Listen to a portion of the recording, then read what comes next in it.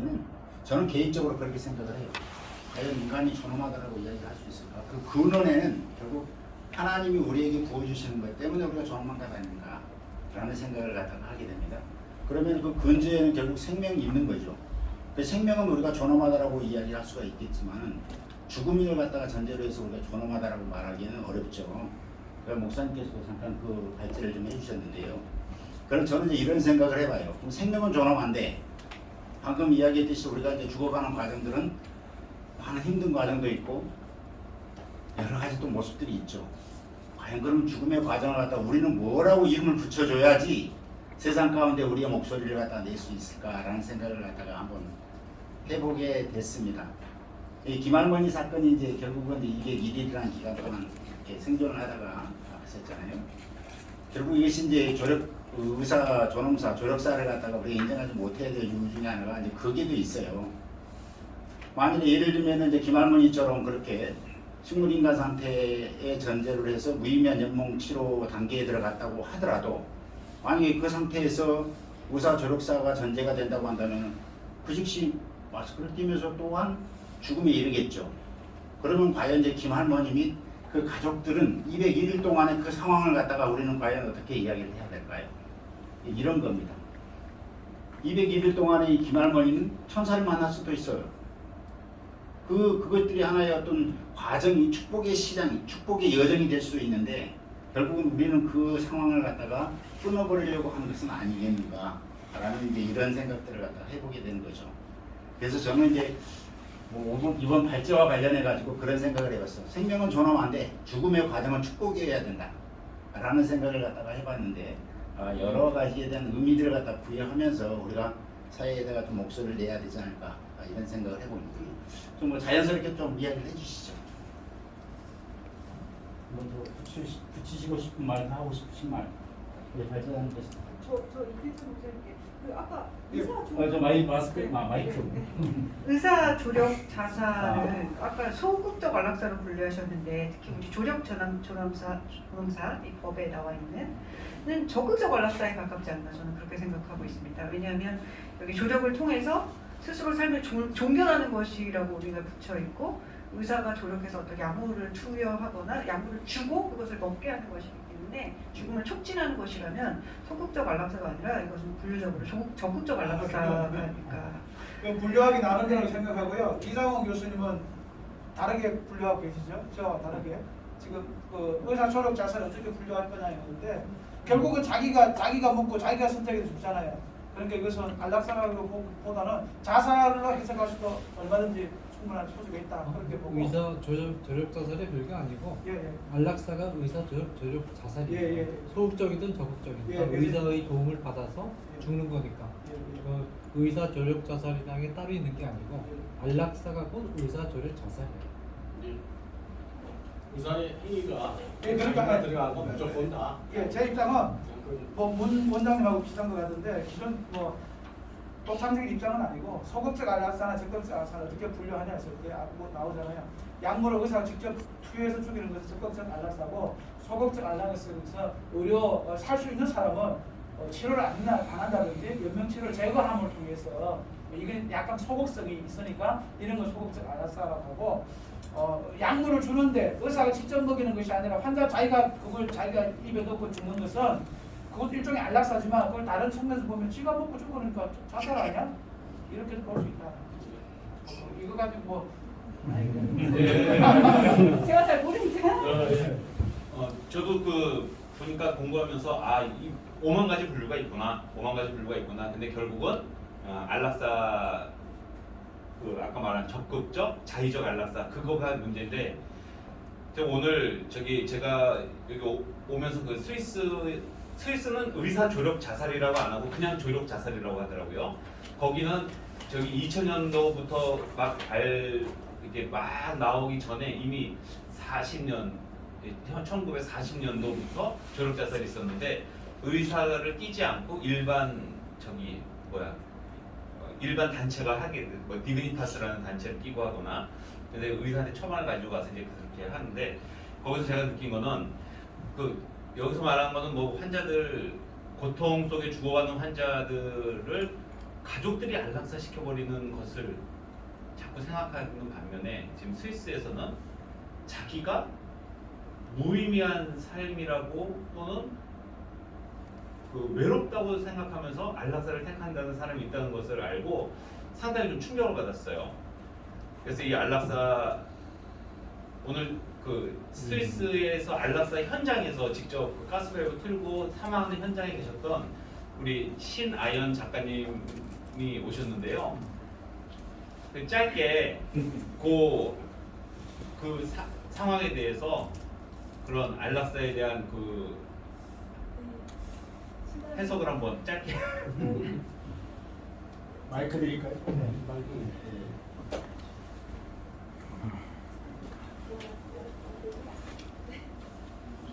네. 앞에 가서 앞에 나가서 하시죠.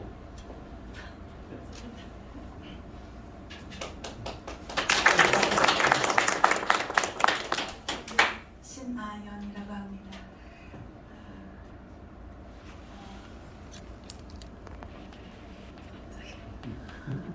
제가 안락사 하는 현장에 갔었던 것은 2021년 8월 26일이었고 26일 날 그분이 돌아가셨고 그 일주기에 맞춰서 올해 8월 26일에 스위스 안락사 현장에 다녀왔습니다라는 제목의 책을 내서 지금 팔리고 있는데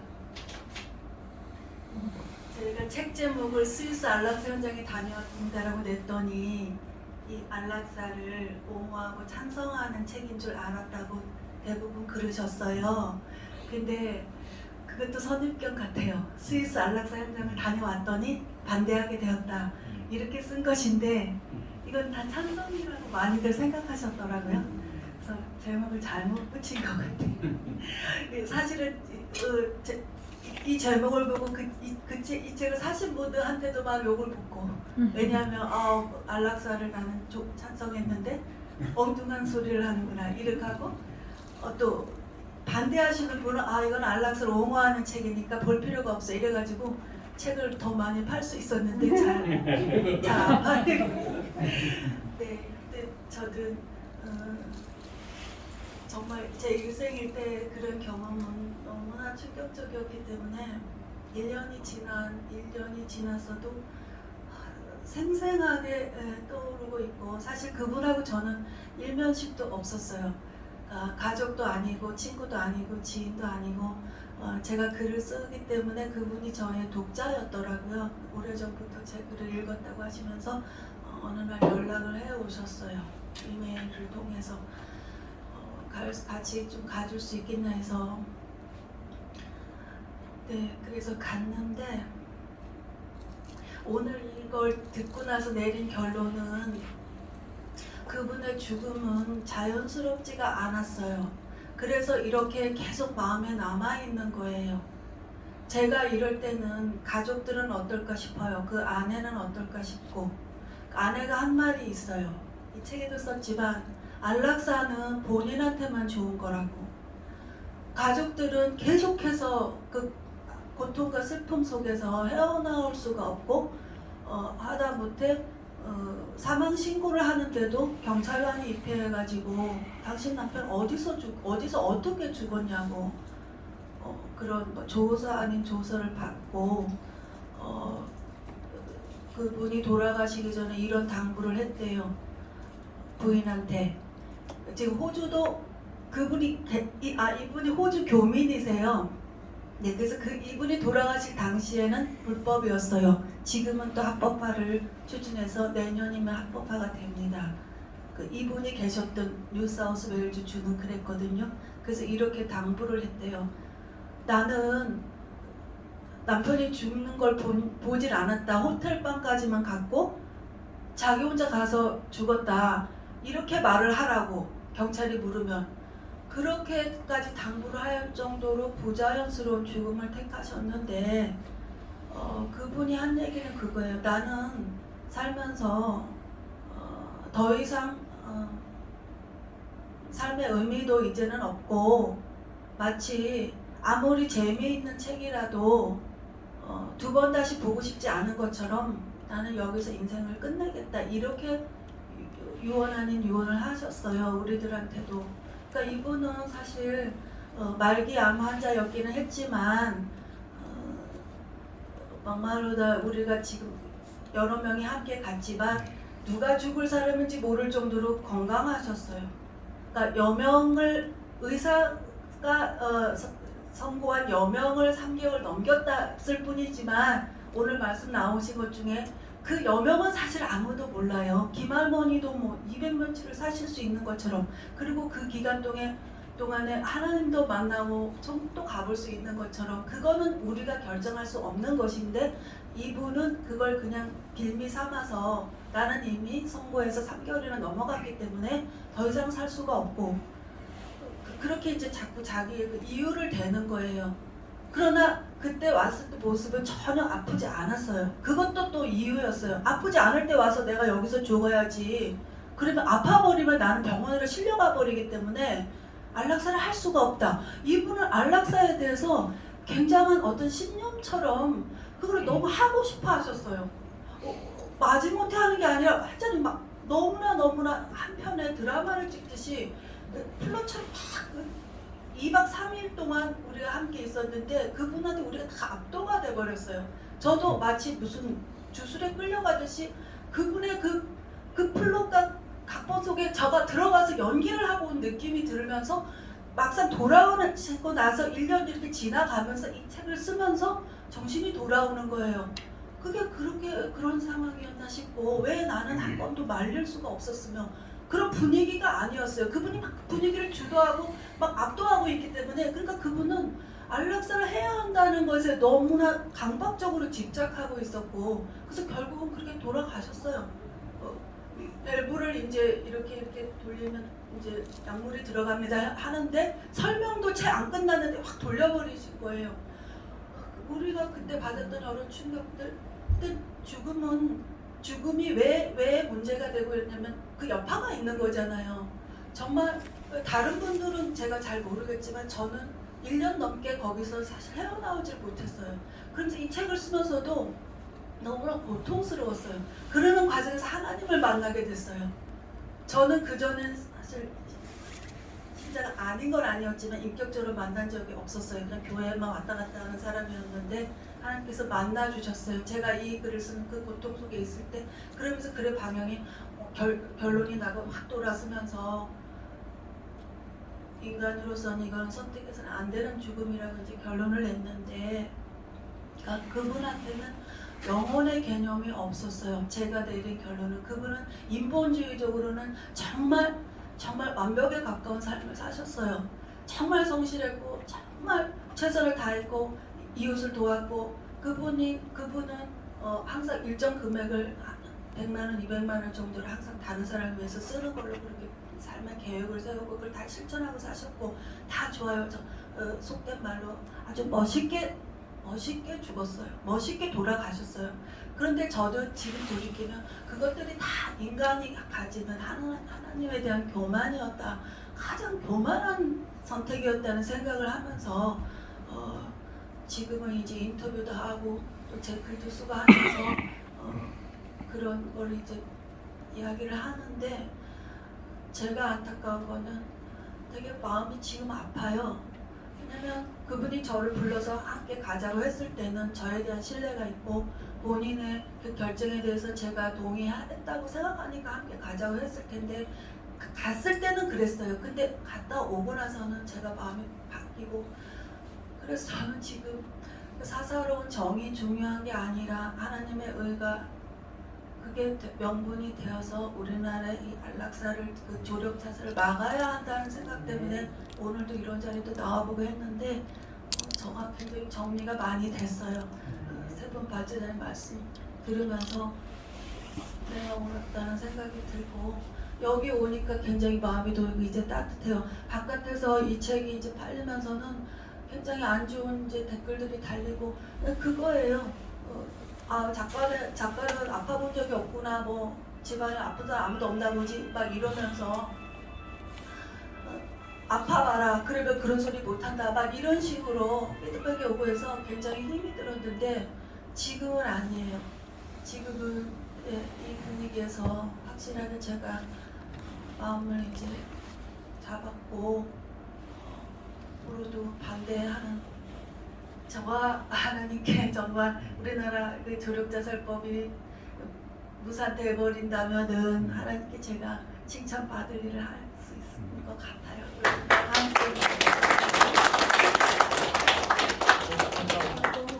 아주 괜찮습니다. 아주 이제 두 번째 책을 준비하시고 있는 중에 이렇게 오셨습니다. 네. 진정시도 따로 하셔야 될 거 아니에요. 늘상 저희 뭐 7천의 용사들이 있습니다. 든든하게 하시고 그랬으면 좋겠습니다. 또 다른 질문 하나 있는데. 예. 예, 안녕하십니까. 저는 강윤석 강도사라고 하는데요. 목소리 크시니까. 목소리가 크니까 괜찮습니다. 아까 전에 사형제도에 대해서 잠깐 얘기했는데, 전 적극적으로 사형제도는 있어야 된다고 보는 사람인데, 사형제도까지도 사형제도까지도 반대하는 분들이 많이 계시잖아요. 특히 이제 정치적으로 진보를 지지하는 분들은 거의 대부분 사형제도도 인간의 존엄성을 해치는 방향이기 때문에, 근데 또 인간의 존엄성 얘기가 나오는 순간, 그래, 하나님의 형상을 가진 그 사형수들도 역시 인간의 존엄성을 가진, 근데 거기서 또 부딪히더라고요. 그럼 우리가 이게 신학적이든 의학적이든 법률적이든 이거를 어떻게 좀 더 명확하게, 만약에 반대를 할 거면 어떻게 명확한 근거가 있어야 되고, 찬성을 할 거도 또 명확한 또 근거가 있어야 되는데, 얘기를 들어다 보면 되게 혼돈이 되거든요. 근데 저는 개인적으로 제 양심적으로는 사형제도는 있어야 된다라는 입장인데, 과연 이걸 어떻게 이제 봐야 되는가, 안락사 입장에서 이제 봤을 때 좀 궁금합니다. 뭐 제가 답변할 것 같지는 아닌 것 같고, 오늘 주제가 조금 이제 다르긴 합니다만은 어쨌든 이제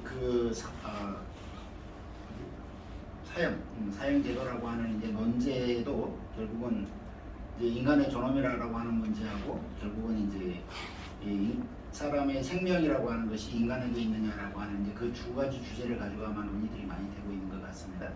근데 이제 법률적인 이게 이제 법률적인 관점에서도 여러 가지 논의들이 많아요. 허용한다, 허용하지 않는다, 뭐 이런 논의들이 있고, 신학적인 관점은 제가 정리가 좀 어렵습니다만은 어찌됐든 뭐 이게 방금 말씀하신 대로 아마 그 부분에 대해서는 좀 더 고민을 해야 되는 것이, 과연 우리의 생명이라고 하는 것이 물론 뭐 그가 무도한 죄인이고 사회에서 없어져야 될 사람이다라고 하는 이제 그런 인식들을 갖다가 우리가 또 가질 수는 있겠지만은, 과연 그렇다 하더라도 인간의 생명이라고 하는 또 다른 관점에서 우리가 한번 조명을 해봐야 될 것 같은데. 그 부분은 예. 저 전문가가 이상훈 교수님 저기 계시지만 발제자를 대표해서 전 두 가지 입장에서 성경에 사형제도가 있습니다. 성경에 사형이 나옵니다. 그죠? 그걸 근거로 해서 성경에도 있잖아. 사형 실행할 수 있는 거죠. 그다음 두 번째, 큰 죄를 지은 사람을 우리가 사형을 시키는 것은 그 사람의 생명을 고귀하게 생각하지 않는 것이 아니라 사람의 생명을 너무 존엄하게 생각하기 때문에 너를 죽이는 거야. 너로 인해서 수많은 사람들이 생명을 잃었잖아. 사람의 생명을 진짜 존엄하게 생각하기 때문에 전체를 위해서 이렇게 흉악 범죄를 지은 사람은 어쩔 수 없이 생명을 종결한다, 사형에 처한다. 네 생명을 존엄하게 생각하지 않아서 그런 것이 아니라 진짜 근원적으로 제대로 생명을 존중하기 때문에 이걸 위해서 그런 범죄를 지은 사람은 사형에 처해야 된다. 인간의 생명을 존엄하게 생각하기 때문에 저는 이렇게 얘기하고 싶어요. 제가 한 말씀만 드리면, 제가 찾아본 바에 따르면 저도 같은 고민, 장로님 말씀하신 그런 고민을 계속 인간의 존엄성과 법률의 일관성에 대해서 생각하고 있는데, 제가 찾아본 바에 따르면 사형제도를 폐지해야 된다고 주장하시는 분들이 참 재밌게도 인간의 존엄성을 폐지해야 된다고 주장하시는 분들이 낙퇴는 찬성하시고 안락사를 찬성하십니다. 저는 그 부분, 지금 법률의 이렇게 현실은 그러하다는 점을 좀 말씀드립니다. 법률적으로. 그러니까 사형제도를 저는 적극적 안락사의 개념으로 아까 이해를 했거든요. 근데 이제 보니까 우리 교수님들 사이에서도 찬성과 반대가 있으신 것 같아서. 여기는 없는 거죠. 사형제도 다 대부분 찬성할 거예요. 여기 있습니다. 다른 그 사형제도하고 안락사 문제는 성격이 달라요. 사형제도는 죄를 범한 자에 대한 형사 처벌 방식으로 집행되는 거고, 안락사는 아무 죄가 없는데 인간이 사람을 죽이는 행동이거든요. 물론 범죄를 하는 행동이고 사형제도는 범죄에 대한 처벌 방식이고 그리고 이제 저는 어떻게 생각하느냐면 사형제 형사 처벌의 핵심이 공정성 아닙니까? 눈에는 눈으로 이에는 이로라는 게 정말 재판의 원리인데 눈을 상하게 하는 그런 범죄를 했다면 거기 공정하게 상응하는 처벌을 내려라. 그렇다면 그 모든 그 범죄 행위 가운데 가장 심각한 행위이고 가장 근원적인 행위는 인간의 생명을 죽이는 행위거든요. 그러면 내가 부당하게 인간의 생명을 죽였다면 거기에 대한 가장 공정한 처벌은 뭐냐면 그 사람의 생명도 내놓는 겁니다. 이게 저는 모든 말하자면 처벌, 형사 처벌의 가장 근간이 된다고 봐요. 이게 만약에 가장 심각한 죄인 생명을 죽인 행위에 대해서 어떤 면으로 보더라도 그 사람의 생명을 내놓는 것 이외에 다른 더 공정한 처벌 방식은 없습니다. 그런데 이 가장 심각한 범죄에 대해서 가장 공정하게 처벌하는 그 근간 파운데이션이 무너져 버리면 모든 형사처벌의 정의가 무너지게 돼요. 그래서 하나님께서 성경의 창세기 9장 6절을 통해서 고의적으로 사람을 죽인 자에 대해서는 그 사람의 생명을 취하는 형벌을 내려야 된다. 이것을 이 창세기 9장 6절은 노아의 약정에 들어있는 내용인데 노아의 약정은 온 인류를 상대로 해서 보편적으로 적용되는 약정입니다. 그러니까 하나님께서 인류가 종말의 때가 될 때까지는 말하자면 인간의 생명을 취한 그런 행동에 대해서는 그 사람의 생명을 취하는 것으로 처벌을 내리라는 보편적 원칙을 정함으로써 모든 형사 처벌의 공정성의 기반을 확립한 것이라고 봐요. 그런 의미에서 이것은 시대와 장소를 초월해서 보편적으로 적용되게 되고 제 신념은 뭐냐면 이게 무너지면 생명을 고의적으로 죽였는데 거기에 대한 가장 공정한 처벌인 그 사람의 생명을 빼앗는 형벌을 내릴 수 없다면 근본적으로 형사처벌의 공정성이 세워질 수가 없어요. 거기서부터 모든 인간의 그 법의 공정성이 뒤틀리게 됩니다. 그래서 말하자면 하나님께서 적어도 고의적 살인에 대해서 그 사람의 생명을 취하는 벌을 내려야 된다는 것을 보편적인 원칙을 하나님께서 의도적으로 천명하신 것이라고 봐요. 그래서 근본적으로 안락사 문제하고 사형제도 문제는 성격이 다릅니다. 이게 같이 섞으면 안 돼요. 안락사 질문. 예, 질문 마지막 질문을 하겠습니다. 시간이 지금 이제 많이 지나서 저는 뭐 질문보다는 이제 생명윤리 여기에 이제 사실 처음 왔고 또 이제 진지하게 하시는 말씀들 잘 들었습니다. 근데 이제 하시는 여러 가지 이제 그 예라든가 어떤 실증적인 그런 얘기들을 많이 이제 언급을 하실 수밖에 없는 것 같은데 제가 그냥 이렇게 생각이 나서 말씀을 드리는 겁니다. 질문보다는 저희 어머니가 2000년대 초반에 이제 암으로 돌아가셨어요. 말기 때 발견이 돼가지고 손을 쓸 수는 없고 그래서 이제 서울대병원에 이제 입원을 하셨는데 이제 그때 병원에서 6개월 산다고 그랬는데 딱 6개월 사셨어요. 딱 6개월 사셨는데 제가 이걸 이제 듣는 동안 작가님 말씀하시는데 그게 생각이 났습니다. 그때 어떤 일이 있었냐면 저희 어머니 침상 바로 옆에 같은 병실에 옆에 있던 분이 섬에서 목회를 하시는 목사님의 사모님이신데 이분이 이제 암이 재발이 돼가지고 2개월밖에 못 산다고 이렇게 이제 판정을 받으신 거예요. 그래서 이제 2개월 있으면 이제 죽는다라고 하고는 이제 서울대병원에 들어와 있었는데 그 어머니하고 같이 병실을 쓰시는 동안 이분이 기적이 일어나가지고 암이 싹 없어진 거예요. 2개월 사신다고 그랬는데 암이 싹 사라진 거예요. 그래가지고 사실은 서울대학병원에서 그때 당시에 이제 야단이 난 거예요. 이 검사를 잘못한 거 아니냐. 어떻게 해서 이렇게 됐냐 이래가지고는 했는데 저희 어머니가 이제 6개월 사신다라고 그러니까 제가 이제 보호자니까 이제 의사가 저한테 뭐라고 그러냐면 이런 일도 있을 수 있으니까 힘을 가지라 이렇게 의사가 저한테 그렇게 얘기를 하는 거예요. 그 저는 속으로 야 의사가 그렇게 말을 하면 되냐? 어? 의사는 그렇게 말하면 안 되지. 근데 이분은 저를 위로한다는 게 저한테 이런 일도 있을 수 있으니까 막 이렇게 너무 위로를 좀 그렇게 한다고 그렇게 얘기를 하는데 제가 이제 들으면서 생각한 게 아 이게 참 좀 이런 거를 연구를 하시는 이렇게 이제 하시니까 한때 우리 교단에서도 옛날에 이제 총회에서 우리나라 선교 초기 때 이제 목사님들이 사역을 하시면서 많은 이제 그 기적의 역사들이 일어났을 때 뭐 최건능 목사님이라든가 이런 이제 유명한 분들 계시잖아요. 그래서 그거에 대해서 굉장히 회의적이고 의심했던 분들이 그분들을 뒤로 쫓아다니면서 실제로 그 일이 있었는가를 실증을 하러 다닌 분들이 계신 거예요.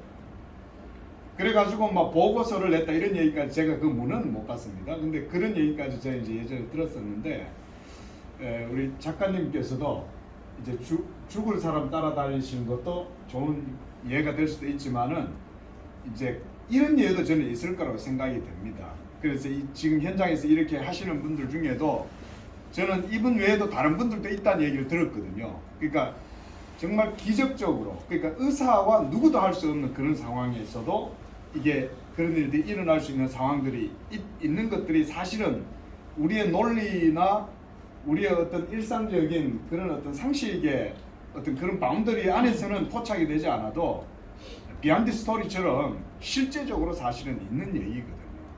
그래서 저도 신대원 때가 아니군요. 제가 이제 목사가 되고 나서 대구에 있는 동기 목사님이 밤에 급하게 전화가 온 거예요.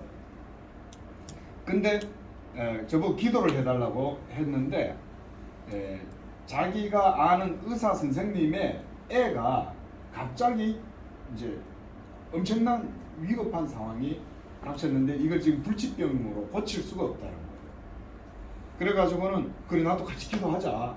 그래서 이제 기도를 저는 제가 있는 곳에 열심히 하고 그랬는데 며칠 지나가지고 그 아이가 깨끗이 나왔다는 거예요. 근데 이제 그 의사 선생님의 자녀예요. 근데 이 의사 선생님도 뭐 진짜 이발사가 자기 머리 못 깎듯이 그랬는데 그분이 그래가지고 너무 고맙다고 저한테 한 학기 학비를 대주시더라고요.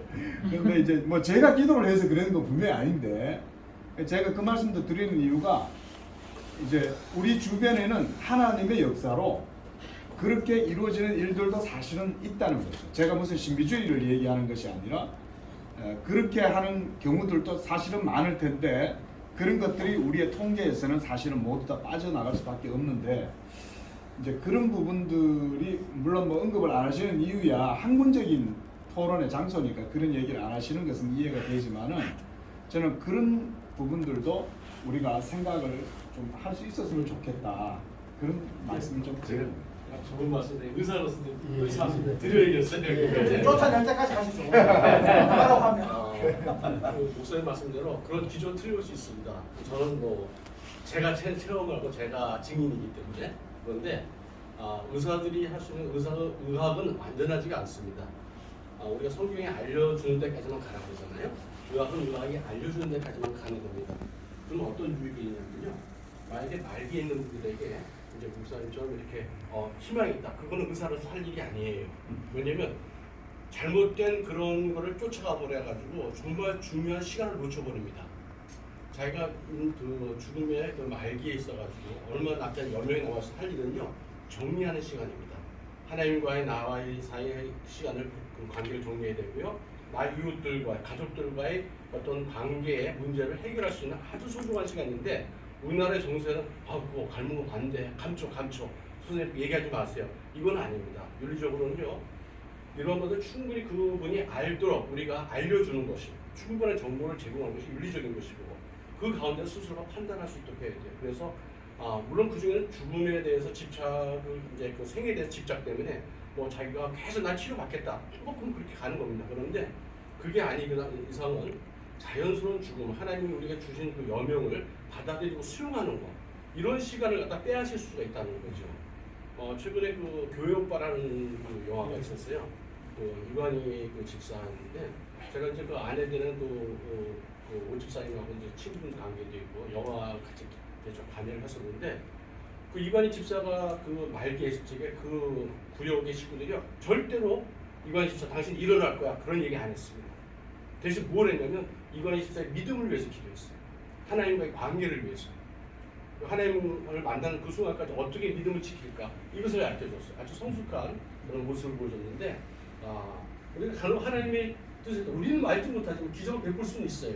그런데 그걸 갖다가 끝까지 집착하게 될 때에는 그런 정말 소중한 시간을 놓칠 수 있습니다. 그래서 크리스찬 의사의 입장에서 봤을 때에는 정확한 것을 가르쳐줘야 됩니다. 물론 틀릴 수가 있어요. 근데 아는 것만큼 가르쳐주는 것이 의사로서 의료적인 일이고, 그리고 그분에서 그분이 시간을 갖다가 확보할 수 있도록 해주는 것이 좀 윤리적이 아닌가 그런 생각을 합니다.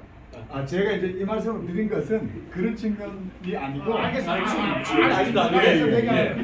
장 변호사님, 안락사 문제 최고 국내 전문가가 저기 계세요. 이상훈 교수님 한 말씀 드려요. 제가 드려도 될까요? 제가 요즘 자주 받는 질문이 자살하면 왜 안 되냐고. 동시에 얘기해 주십시오. 자살 안락사. 거기 좀 난감해요. 자살하면 왜 안 되냐고. 나도 개인적으로 하시더니 안락사 문제부터 총평을 했죠. 많은 사람들이 지금 교수님의 말씀을 듣기를 원하시니까 마이크를 갖다 넘기도록 해서 먼저 제가 특별한 얘기 하기보다는 오늘 이제 세 분 발제를 하셨는데, 제가 세 분을 소개하면서 차세대 우리 생명윤리 운동을 이끌어갈 그 곡 두뇌들이다 그런 말씀 소개를 했는데, 제가 발제를 들어보니까 그게 명불허전이다 라는 사실을 확인을 했습니다. 우리 문재 원장님 발제는 아주 안락사 문제를 아주 깔끔하고 정확하게 다 파악을 하고 계세요. 그리고 이게 정확하게 파악을 할 때 아주 명료하게 정리가 나오는데, 제가 문재 원장님 강의를 쭉 들으니까 안락사 문제에 대한 동향을 아주 정확하게, 또 우리 기독교적인 관점에서 예리하게 파악하고 계셔서 문 원장님이 앞으로 이제 미래 다크호스다 그런 생각을 했고, 우리 연천 변호사님은 이 변호사로서 아주 예리하게 법적인 안락사와 관련된 핵심 문제들, 특히 추정 판단, 대립 판단, 그 문제가 사실 지금 현재 연무의료법이 이제 약점이거든요. 그리고 환자의 상태에 대한 그 판단에 있어서 판단의 그 불확실성, 이런 것들이 연명의료법이 전체적으로 문제가 없으면서도 그런 게 지금 함정인데, 그거를 우리 연 변호사님이 굉장히 법률가적인 시각에서 아주 예리하게 지적을 하셔서, 우리 연 변호사님도 보니까 아주 그 예리한 우리 생명윤리 운동을 이끌어 가실 수 있는 차세들로서 두 다크호스로서 충분히 아주 자지충분하시고, 우리 이길상 목사님 이제 강의를 들으면서 제가 새롭게 깨달은 것은 이거 생명윤리 강의도 부흥의식으로 할 수 있구나.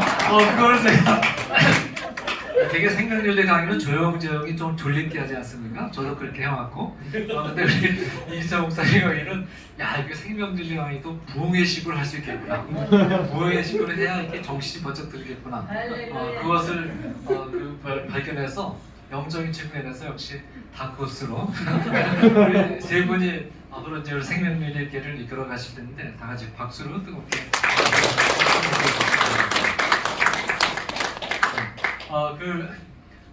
아까 김할머니 사건의 경우는 사실은 그 판결문에 보면 가장 그게 슬쩍 지나가는 말이지만 가장 결정적인 바로 그겁니다. 그게 뭐냐면, 내가 너무 힘들다, 가족이 아들이 내 어머니 돌보기가 너무 힘들고 지쳐서 이제 그만하고 싶다. 그게 경제적으로도 문제가 되고, 그게 거기 말하자면 소청문에 보면 나와 있습니다. 그것 때문에 사실은 김할머니 소송을 건 거거든요. 그래서 그런 사실 그래서 이렇게 대립 판단이 과연 정당하냐 이런 문제가, 이 김할머니 사건의 가장 핵심은 결국 대립 판단 문제입니다. 그러니까 그 아들이 과연 그 어머니가 드라마 보면서 그런 얘기 했는데 그것이 과연 어머니의 마음을 제대로 반영한 거냐? 그 문제로부터 시작해서 아들이 과연 어머니의 입장에서 판단했느냐 이런 문제까지 이게 사실 김할머니 사건의 핵심이거든요. 핵심인데 연명의료법에도 그 문제는 다 피해가면서 오히려 대립 판단을 허용하고 있는 게 사실은 이제 함정이라고 볼 수 있습니다. 그리고 사실은 이제 안락사에 대해 여러 가지 용어가 등장하는데 이게 전부 전략적인 아주 사람들을 미혹시키는 용어들입니다. 안락사는 딱 하나입니다. 소극적 안락사든 적극적 안락사든 인위적으로 사람의 생명을 죽이는 살인행위다라는 거, 그걸 분명히 인식하는 게 필요하겠고, 그리고 이제 아까 연 변호사님의 강의 내용 중에 그런 게 나왔는데 뭐냐면 우리 기독교인 가운데 71%가 말하자면 안락사 문제에 대해서 찬성하는 그런 입장을 보여준다. 그것을 보면서 좀 뜨끔한 생각이 들었거든요. 결국 이 자리에 모이신 분들 다 기독교인 아닙니까? 사실 이 안락사 문제에 대해서 진지하게 안락사 반대 입장에서 논의하고 생각하고 고민할 수 있는 사람은 기독교인밖에 없습니다. 기독교인밖에 없고 문제는 기독교인들만 이 안락사 문제에 대해서 분명한 인식을 가지고 입장을 가지고 나아가면 됩니다. 그러면 이거 변화시킬 수 있거든요. 그런데 지금 기독교인들을 대상으로 한 기독교적 인간관, 세계관 교육이 지금 상당히 빈약해서 이런 결과가 나오는 거거든요. 만약에 기독교적인 인간관을 교회에서 철저하게 가르쳤다면 기독교적인 내세관 이런 결과가 나올 수 없거든요. 그래서 결국은 뭐냐면 우리가 우리 성도들에 대한 그런 교육을 좀 더 철저하게 시켜야 되겠다. 그런 생각을 하고 또 이제 안락사를 반대하는 그런 학술적인 글들이 거의 없다는 거. 그 점에 있어서 근데 안락사를 반대하는 글들도 기독교인 외에는 나올 수가 없습니다. 그래서 기독교 신앙을 가진 자들이 이 사회의 흐름이나 다수가 어느 방향으로 가느냐 상관없이 우리의 관점에서 생명윤리 문제들을 철저하게 연구해서 우리 관점을 그대로 정확하게 반영하는 그런 전문적인 논문을 글이나 책을 자꾸 써내는 것, 이것이 굉장히 시급한 과제다. 그런 생각을 좀 했습니다. 좀 했고 어쨌든 이게 제가 마지막으로 이렇게 하는 그런 평가이고, 아까 이제 미끄러운 경사면도 쪽에 나왔는데 우리 입장을 아주 선명하게 하지 않으면 이 싸움에 우리가 이길 수 없습니다. 우리가 안락사는 어떤 경우에도 초장부터 분명히 막아야 된다. 이런 입장을 딱 세우고 나가야 우리의 논리에 힘이 생기고 우리 운동에 힘이 생기지. 그래서 현실적인 논의 속에 들어가면 여러 가지 타협적인 입장이라든지 이렇게 많이 있거든요. 많이 있는데 그게 이제 잘못하면 우리의 올무가 될 수가 있습니다. 그래서 성경적인 인간관의 관점에서 이 문제에 대해서는 인간의 생명을 하나님께서 자연스럽게 거두어 가시기 전에는 인간의 생명을 인위적으로 어떤 경우에도 손대서는 안 된다 라는 입장을, 아무리 그런 입장에 대해서 비판이 많고 반대가 많고 그것이 소수로 할지라도 그 입장을 견실하게 딱 말하자면 견제하지 않으면 우리가 이 운동을 추진해 나갈 수가 없다라는 점, 그 점을 말씀드리고, 너무 우리 장 변호사님도 너무 사회 원활하게 진행하시느라 너무 수고 많이 하셨어요. 자살에 대해서 잠깐 말씀해 주시고. 자살? 네. 자살은 뭐 이제 간단히 말해서 인간의 생명은 내 생명이라 할지라도 이 내게 아니거든요. 하나님 것이기 때문에 말하자면 내가 손대서는 안 되고, 그리고 이건 이제 우리 박재원 박사님이 계실 때 박재원 박사님도 안락사 문제 전문가이시거든요. 자주 하셨던 얘기 가운데 하는데 뭐냐면 우리 모두가 다 산뜻하게 죽을 수 없습니다. 모든 사람들은 전부 죽을 때 물론 이제 산뜻하게 죽는 사람이 있을 수 있죠. 그냥 편안하고 건강하게 살다가 있다가 갑자기 잠을 자다가 어느 한순간에 탁 죽는 그런 경우도 있고, 그렇지만 그런 경우에 또 약점은 뭐냐면 자기의 죽음을 준비할 시간이 없어서 가족들과 충분히 정서적인 대화를 할 수 있는 시간이 없다는 것, 그런 또 약점이 있습니다. 그리고 우리 모두는 무엇을 염두에 둬야 되냐면 우리가 죽음에 임박해 가면 어떤 형태로든 항상 깨끗하게만 죽을 수 없다. 뭐 노화가 돼서 뭐 망가지든 아니면 병 때문에 망가지든 어떤 사고 때문에 망가지든 상당한 시간은 어떤 상당히 다른 사람에게 피해를 끼치고 다른 사람에게 부담을 주어야만 하는 그런 시간을 거치지 않을 수 없고, 그런 시간을 거쳐야 한다는 것도 우리의 삶의 일부다라는 그런 인식을 갖는 것이 굉장히 중요합니다. 그죠? 우리 가운데 누가 정말 전혀 아프지 않고 가족에게 아무런 부담도 주지 않고 깨끗하게 산뜻하게 죽을 수 있는 사람이 몇 명이나 되겠어요? 저는 저 자신도 잘 자신할 수 없어요. 그럴 경우에 그런 삶도 우리의 삶의 정상적인 삶의 일부라는 거. 그리고 인간이 세상에 태어날 때도 깨끗하고 산뜻하게 태어날 수 없어요. 세상에 태어나면 다 그냥 보기 싫은 피덩어리고 뭐 똥 뒤집어 쓰고 태어나면 그렇거든요. 그거 다 이제 치워야 되고, 그다음에 상당한 기간 동안은 똥 기저귀 갈아주고 굉장히 그런 과정, 그런 것을 말하자면 그런 것을 다 거쳐야 겨우 한 사람의 인간이 성장하는 거거든요. 인간이 세상에 올 때도 산뜻하게 올 사람은 없습니다.